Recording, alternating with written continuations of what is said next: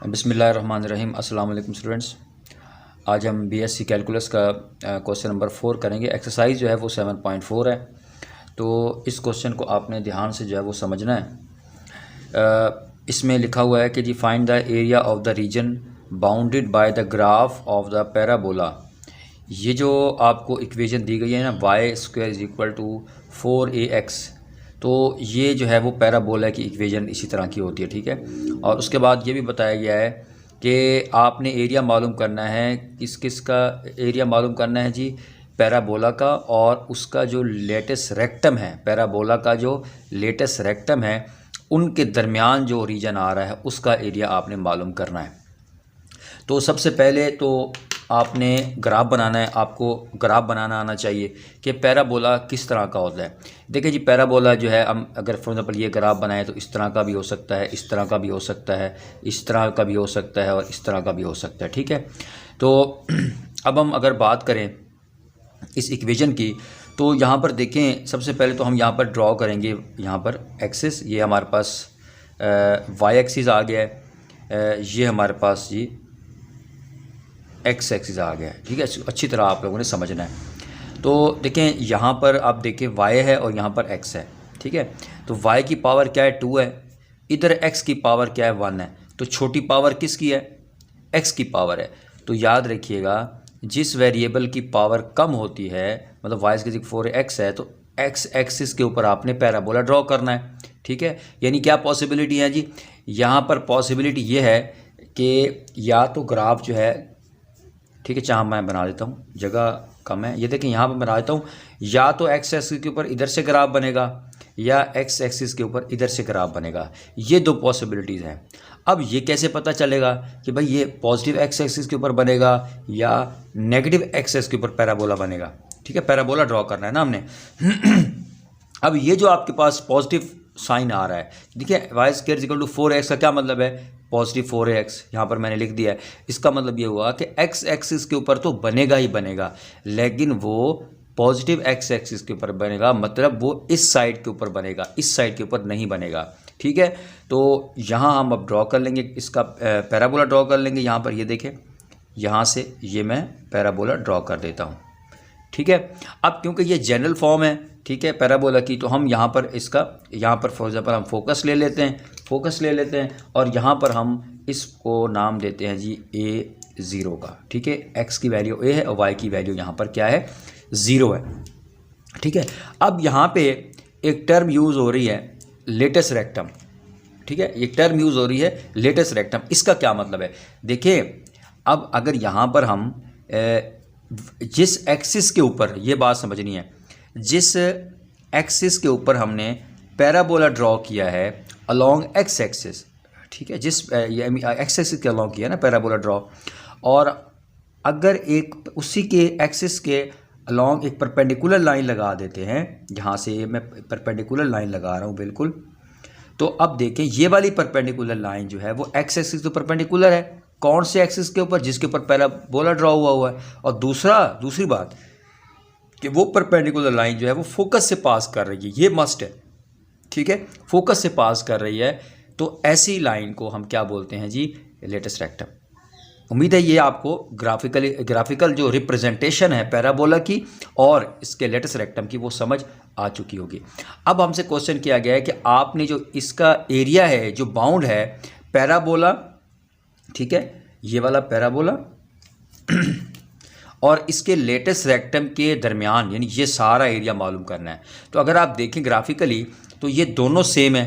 तो अगर हम इस जो स्पेसिफाइड एरिया है ये वाला मालूम कर लें, उसके बाद हम 2 से मल्टीप्लाई कर लेंगे, जो भी हमारे पास आंसर आएगा या जो हम एरिया मालूम करने जा रहे होंगे, तो वो हमारे पास टोटल ये वाला एरिया आ जाएगा जो कि बाउंड है पैराबोला और इस लेटेस्ट रेक्टम के दरमियान, ठीक है। तो चलिए अब हम फाइंड करेंगे इसका एरिया। एरिया से पहले हमने क्या करना है कि ये जो हमारे पास पॉइंट हैं जो कि लेटेस्ट रेक्टम और इस पैराबोला को क्या कर रहे हैं, इंटरसेक्ट कर रहे हैं, तो ये वाले पॉइंट भी हमने फाइंड करने हैं, ठीक है। हमें ये पॉइंट भी चाहिए और ये पॉइंट भी चाहिए, मतलब आप ये समझें कि हमें y की वैल्यू चाहिए इस साइड पर भी और इस साइड पर भी, x y दोनों की वैल्यू चाहिए। तो देखिए अगर हम, ये हमारे पास क्या है, पैराबोलिक इक्वेशन है, तो यहाँ पर हम लिख देते हैं जी y square is equal to 4ax। अब हमें यहाँ पर देखिए x की वैल्यू अगर मैं यहाँ मालूम करना चाहूँ, ठीक है, तो x की वैल्यू तो a है, तो यहाँ पर मैं क्या पुट कर देता हूँ, a y square is equal to 4a। x की जगह क्या पुट कर दूँगा, a, तो ये हो जाएगा जी y square is equal to 4a square हो जाएगा। और उसके बाद अगर मैं इसका y की वैल्यू मालूम करूँ तो y is equal two plus minus 2a, ठीक है। यानी हमें ये पॉइंट भी चाहिए लेटेस्ट रेक्टम के। तो अब यहाँ पर x की वैल्यू तो a है, तो y की वैल्यू पॉजिटिव में, क्योंकि इस तरफ तो y पॉजिटिव होता है ना, तो पॉजिटिव क्या होगा 2a, और इधर आ जाएगी वैल्यू a और माइनस 2a, ठीक है। तो इस तरीके से हमने ये जो पॉइंट हैं जो लेटेस्ट रेक्टम और पैराबोला को इंटरसेक्ट कर रहा है यहाँ पे, तो ये हमने भी पॉइंट फाइंड कर लिए हैं। अब स्टूडेंट्स हमने यहाँ पर ये वाले पॉइंट निकाल लिए हैं। अब हम क्या करेंगे कि अब हमने एरिया फाइंड करना है। तो एरिया फाइंड करने के लिए हमें तो y की वैल्यू चाहिए ना, तो y की वैल्यू यहाँ से हम फाइंड करेंगे, ठीक है। ये हमने ये पॉइंट के लिए किया था। अब हमने एरिया के लिए y square is equal to 4ax और y इज़ इक्वल टू क्या हो जाएगा, प्लस माइनस ये 2 बाहर आ जाएगा, इसका अंडरूट लेंगे तो ये हमारे पास अंडरूट में रह जाएगा ax, ठीक है। तो ये हमारे पास किसकी वैल्यू आ गई, y की। तो अब हमने क्या करना है, टोटल एरिया निकालना है जी स्टूडेंट्स। अब टोटल एरिया जो है वो कहाँ से है जी, 0 से लेकर a तक, ठीक है। देखिए ना यहाँ पर अगर हम ग्राफ देखें, ठीक है, तो ये ओरिजिन से लेकर a तक हमने एरिया फाइंड करना है। तो जो हम यहाँ पे एरिया फाइंड करेंगे उसको हम 2 से मल्टीप्लाई कर देंगे, तो हम यहीं पे डायरेक्ट 2 से मल्टीप्लाई कर देते हैं इसको, ठीक है। और उसके बाद 0 से लेकर a तक हमने एरिया निकालना है और y d ऑफ x, ठीक है स्टूडेंट्स। तो उसके बाद अब हमने क्या करना है, यहाँ पर उसकी वैल्यू पुट कर देनी है। y की वैल्यू हमारे पास आई थी प्लस माइनस 2ax, तो इसको हम यहाँ पर पुट कर देना है। लेकिन यहाँ पर अब हम देखें तो y एक्सिस पॉजिटिव का है ना, इस पैराबोला में देखें यहाँ पर, तो यहाँ पर y पॉजिटिव है, तो हमें इसमें से कौन सी वैल्यू ले लेनी जी, पॉजिटिव y ले लेनी, ना माइनस वाली नहीं लेनी। तो ये हमारे पास हो जाएगा जी 2√ax dx, ठीक है। तो उसके बाद देखिएगा ये जो 2 यहाँ पर है ये कांस्टेंट है, ये बाहर आ जाएगा, कांस्टेंट तो बाहर आ जाता है, तो ये आके इससे मल्टीप्लाई हो जाएगा। तो ये हो जाएगा 2 2 ज़ा 4 और उसके बाद 0 से लेकर a तक, ठीक है, और √ax और dx। और उसके बाद देखिए यहाँ पर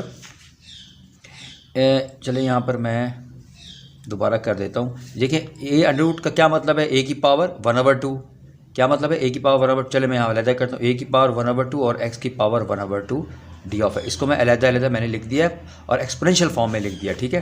तो अब हमारे पास क्या आ जाएगा 4 और 0 से लेकर a तक आई एम सॉरी,